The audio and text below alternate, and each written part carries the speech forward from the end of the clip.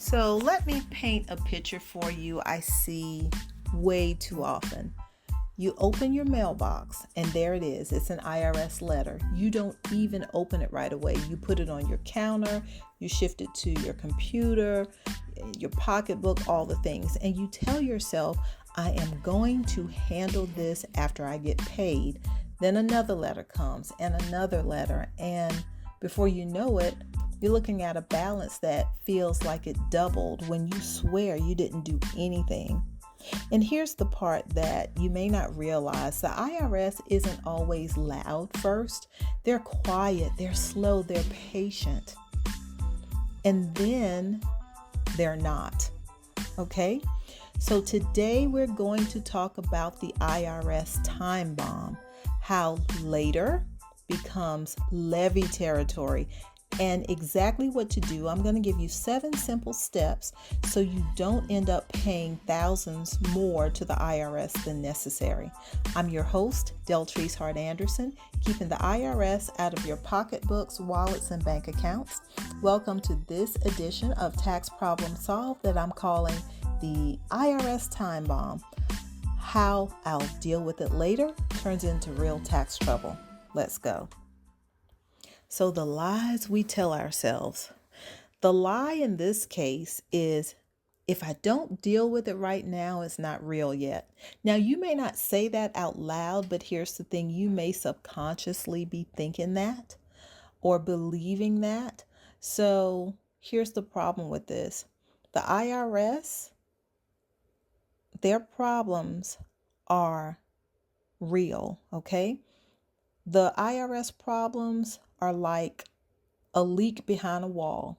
And if you own your own home or if you have real estate, you already know what happens if you ignore a leak behind a wall. Lord knows I've had several properties with several pipes to burst over the last few months. So I know exactly what happens when something leaks behind a wall. I digress. So you can't ignore it. It's going to spread. It's going to spread quietly and expensively. That's what the IRS letters are. So I want you to hear me really, really clear. The IRS doesn't need your attention to keep charging you penalties and interest. They don't need for you to open those letters. They don't even actually need for you to understand the letters. And that's how people get got.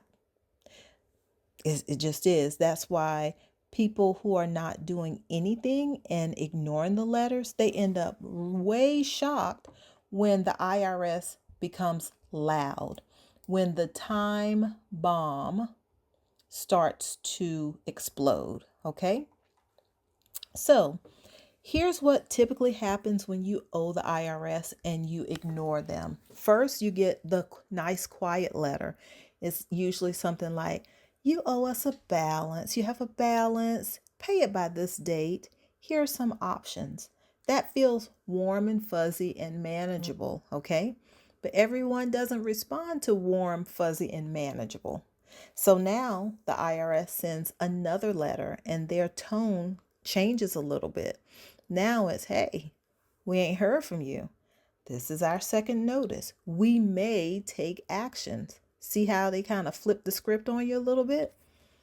And then when you get the next letter, this letter is tick, tick, tick, tick, tick. That ticking gets faster because they're about to explode.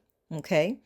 Now that language looks like intent to levy, seizing. We may seize. We might file a federal tax lien. Okay. So when you see those words levy and seizure and liens, that bomb is about to explode.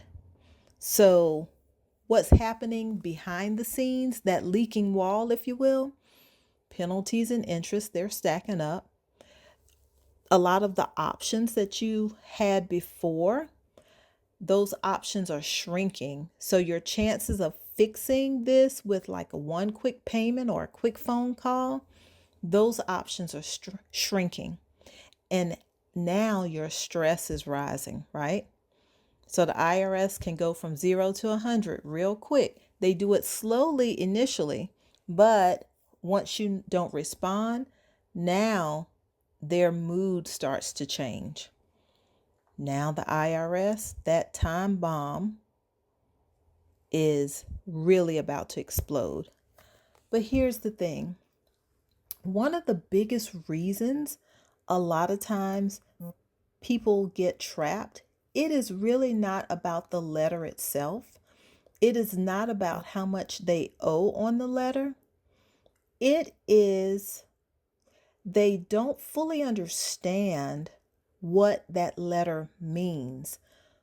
They don't know whether the letter is a quiet letter where the leak is just drip, drip, drip, or is it one of the loud letters where that time bomb is exploding right in front of their face and they don't even realize it. So, if I could give you some mismatches that I see that make people think the IRS is wrong, when there's really, and trust me, I'm not a fan. I'm not team IRS, okay? I spend too much time on the phone correcting stuff to be team IRS. I am team taxpayer. I am team let me get you out of tax trouble and keep you out of tax trouble. That's the team I'm on, okay? However, if you think that the IRS is wrong, they could be wrong, but sometimes it's a misalignment and a misunderstanding on the taxpayer's part. So, for example, if a tax return was filed, but the IRS didn't process that tax return the way that the taxpayer submitted it to the IRS, there could be a math error. There could be where the taxpayer did not include all of the income on the tax return. Okay. Let's say if there was a payment that was made to the IRS, maybe the IRS misapplied that payment. They applied it differently than you assumed. Did you put the right information? Did you tell the IRS where that payment should have gone? I'm dealing with one of my clients right now. They made a huge payment and the IRS misapplied the whole payment. They applied it to a year that the clients didn't even owe for. And that created a whole mess.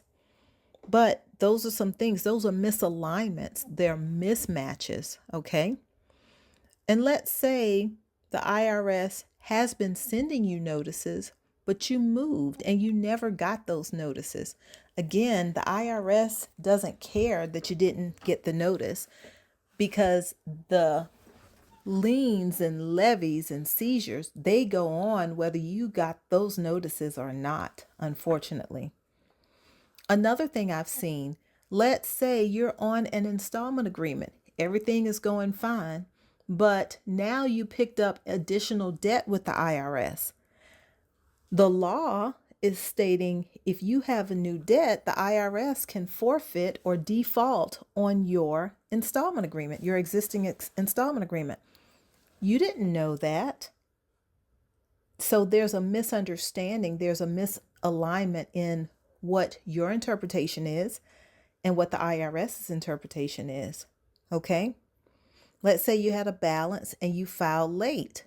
So now you're thinking maybe the payment, maybe you owe the IRS $5,000, but you filed late. So now there's failure to file and failure to pay penalties. So that $5,000 bill with the IRS may be $8,000 or $9,000, depending on when you file. And this is where people get got for the most part. A misalignment, a misunderstanding. And if you top that with not looking at those letters immediately, then that's going to emotionally drain you even more. Okay. So the IRS, they don't care because you might say, oh, well, that's not fair. IRS doesn't respond to that's not fair. Okay. They respond to documentation. They respond to the history, your account history. All right. So here's to sum that up. Some people are not in tax trouble because they owe. They're in tax trouble because of a misalignment or a misunderstanding. They don't know what the IRS believes happened. Okay. And if you don't know what the IRS believes, you definitely cannot fix anything. You can't make any intelligent decisions. You don't know how to fix something that you don't know. All right. So I'm trying to wrap this up. Here's a game plan. I have 7 simple steps for you. I don't want you to panic. I don't want you to start hyperventilating. I want you to just go step by step with this plan. Okay? Simple steps so you don't end up paying thousands more than you should. Okay? Step number 1, open the letter. Just open it. Identify what it is. Look for the year, the form type, the amount due. Look at the deadline that you have to respond. Okay?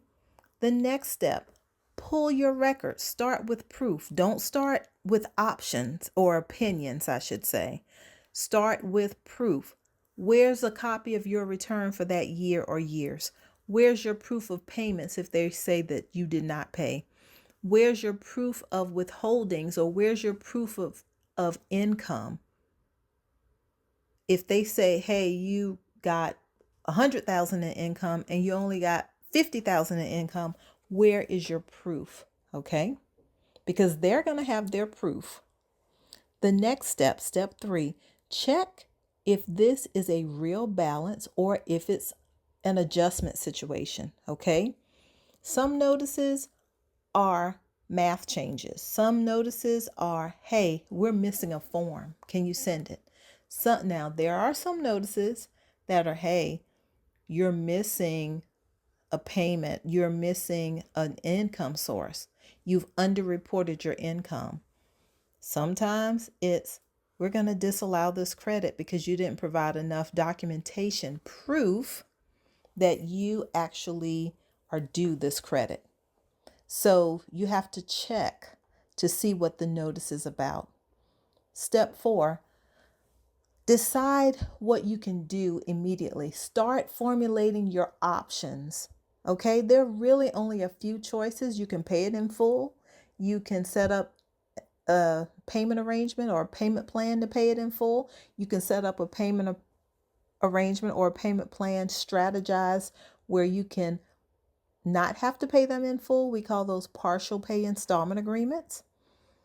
You can request other resolutions like, hey, IRS, I know I owe you this money, but I can't pay a dime on it. Here's why. But whatever you do, you're going to have to decide what options are available for you. Okay? You can dispute whatever they have. You can correct the information with new documentation, but you have to make a decision. And if you can't make that decision on your own, you don't know what your choices are, get representation. Pay somebody to help you navigate what those people have sent you. Okay? Especially if it's escalating. You get one notice, you're fine. You might be able to deal with it on your own. But you start getting multiple notices, you don't want no problems. Get someone that does this type of work to help you. Step 5, stop the bleeding. Even if you can't pay it all, pay something. That shows good faith. Your penalties and interest will decrease, your balance also.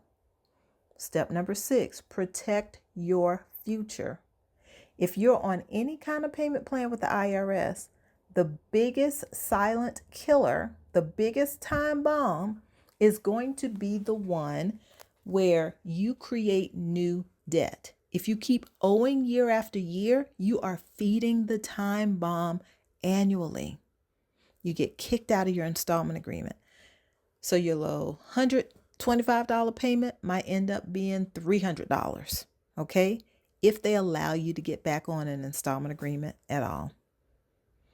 Step 7, get clarity. Don't get comfortable. Comfortable is like, oh, I'll work it out later. Clarity is, here's what the IRS shows, here's what I show, and here's the exact plan of action I am going to take next. That is how you keep the IRS out of your pocketbooks, wallets, and bank accounts. All right? So that's all I have for you today, folks. And let me just plainly say, ignoring the IRS does not make any problems go away. It makes it more expensive. And waiting until the IRS is in their enforcement energy mode is the worst time to finally get motivated. So if you've gotten a notice and you're not sure what it means, and you're seeing these balances that don't make sense, don't guess your way through that. That's how people get got. That's how people end up paying thousands extra that they shouldn't pay. So if you want help getting a strategy, understanding the letters, putting together a game plan, fixing mismatches, confirming what the IRS has on you is right, then give us a call. Book a call at www.callthetaxpro.com. Better yet, upload the letters to stopirsletters.com. I'm Deltrease Hart Anderson, keeping the IRS out of your pocketbooks, wallets, and bank accounts. Till next time, bye y'all.